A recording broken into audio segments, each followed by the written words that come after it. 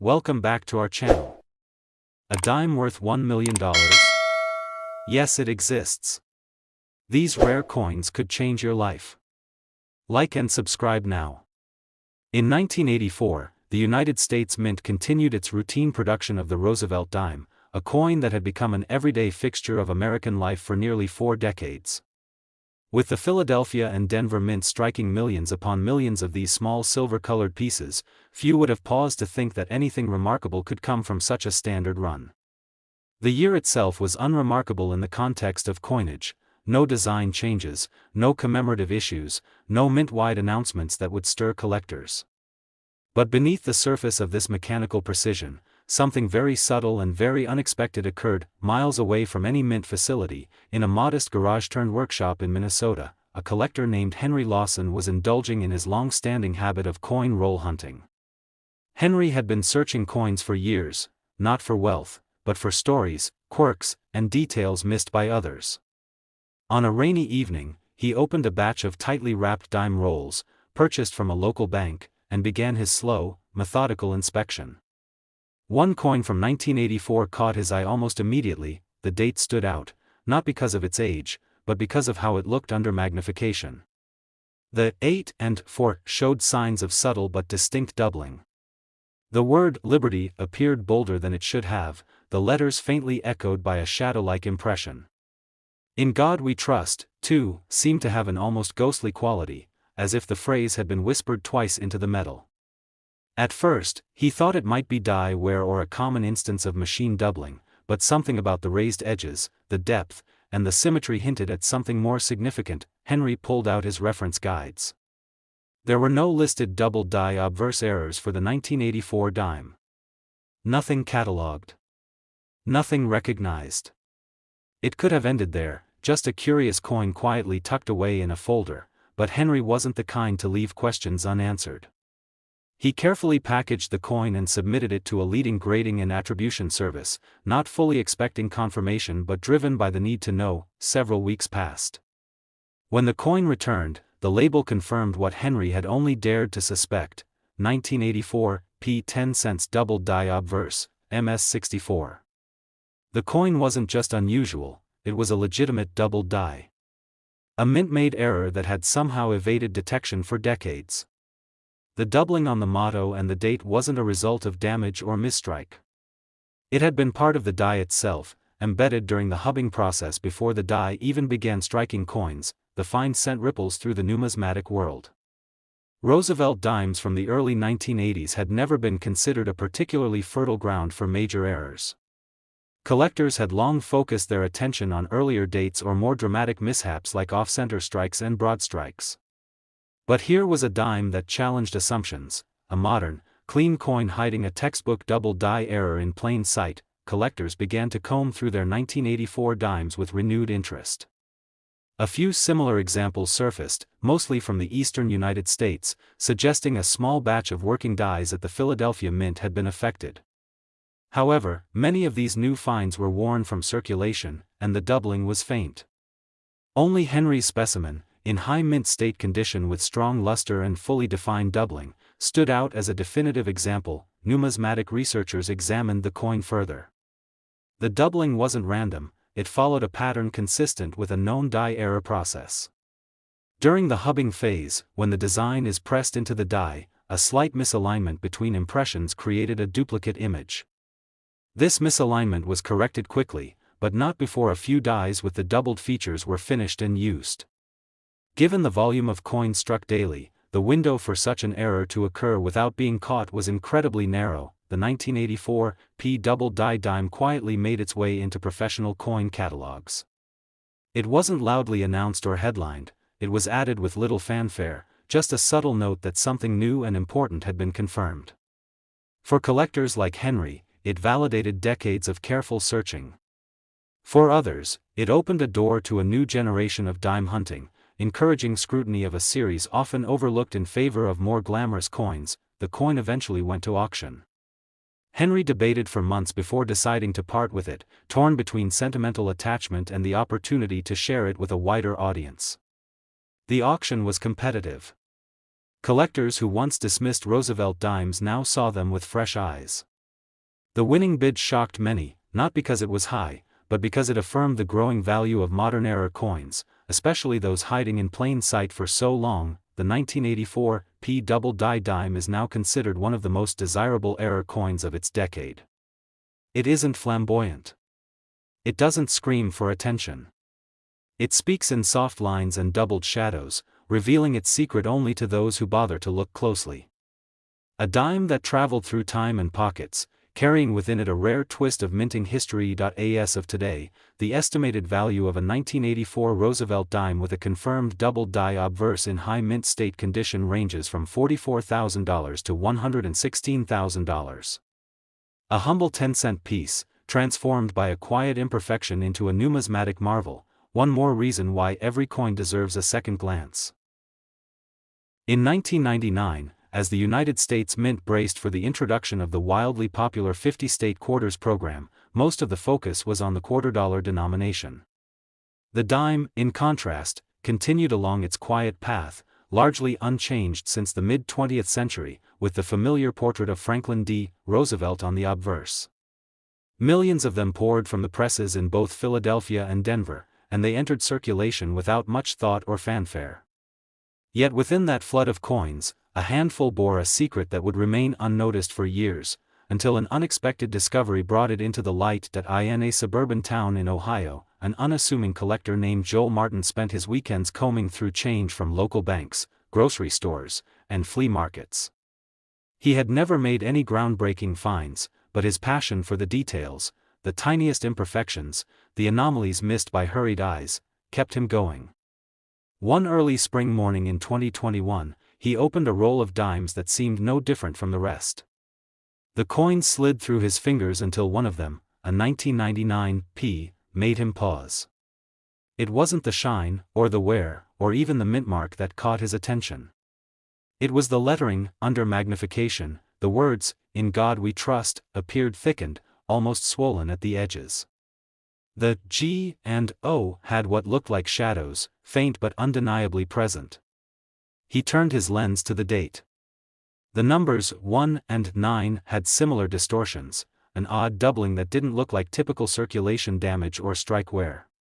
Joel was familiar enough with machine doubling to recognize this wasn't that. This was cleaner. More deliberate. He consulted his coin references and searched online databases. There were no major listings of double die errors for the 1999 Roosevelt dime. No confirmed varieties. No documented anomalies. But Joel couldn't shake the feeling that what he held was more than just a fluke of production. Reluctantly, he packaged the coin and sent it to a professional grading service for authentication, expecting at most a minor anomaly designation. When the results came back, he could barely believe what he was reading. 1999 P 10 cents double die obverse, MS65. It was official. The doubling was real. A mint-made error, subtle but authentic, captured in high-grade condition. The obverse showed clear signs of doubling on the motto, the date, and parts of Roosevelt's profile, most visible under close examination but enough to set it apart from the hundreds of millions of other dimes minted that year. The revelation created quiet excitement among collectors of modern coinage. Many had long overlooked the Roosevelt series, considering it too stable, too predictable. But here was a new twist, a double die that had gone unreported for over 2 decades. Joel's discovery sparked a wave of renewed interest. Coin forums lit up with discussion. Dealers began rechecking their 1999 stock. A few more examples turned up, but most were worn or barely discernible. Only Joel's coin, with its strong doubling and pristine surfaces, stood out as a benchmark. As the news spread, numismatic researchers began speculating on how the error occurred. It likely originated during the hubbing process, when the working die receives impressions from a master hub. A slight shift during this phase could cause doubling on the die face, which would then be transferred to every coin it struck. Because the doubling was relatively minor and limited to a short production run, it had managed to escape detection by mint inspectors and coin handlers alike. What made the story more compelling was the timing. 1999 was the dawn of a new era in U.S. coinage. public attention was fixated on the new state quarters.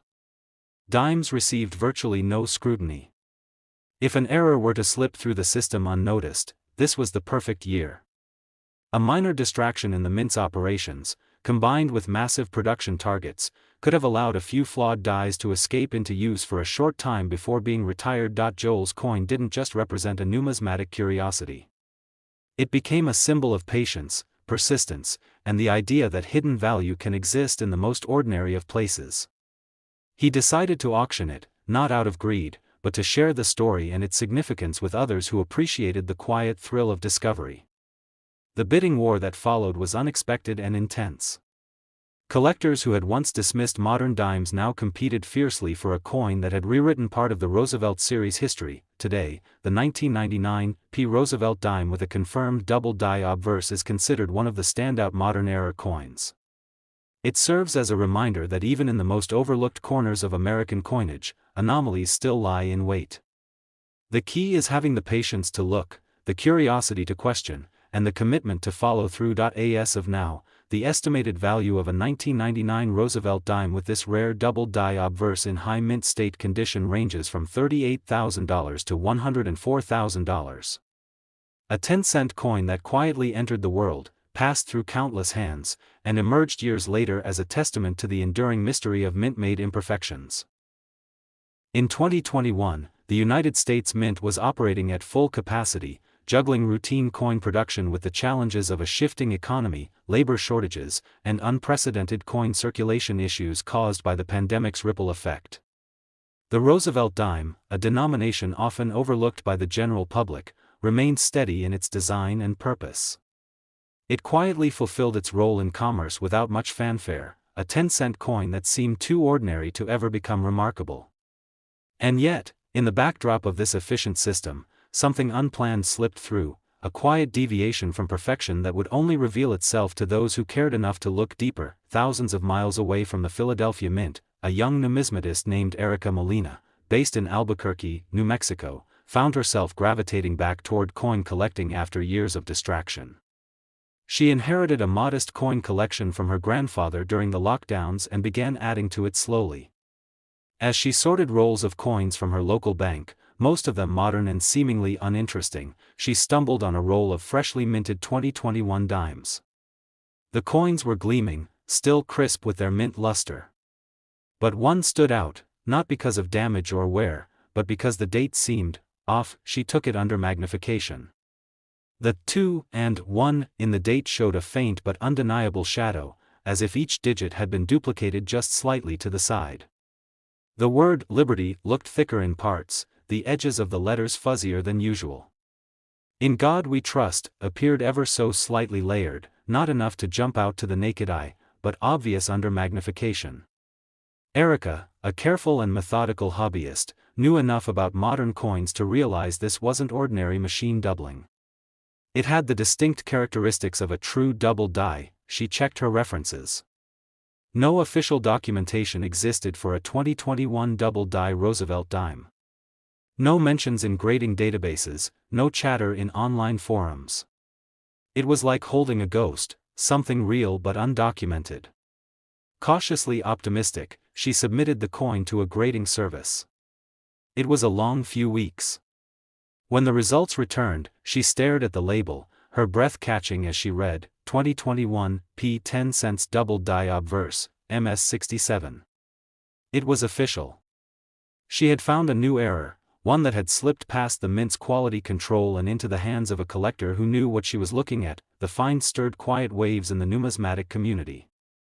Modern coins rarely generate immediate excitement unless they come from high-profile series, but this was different. A double die on a coin minted in an era of hyperautomation and strict inspection protocols? It was unusual.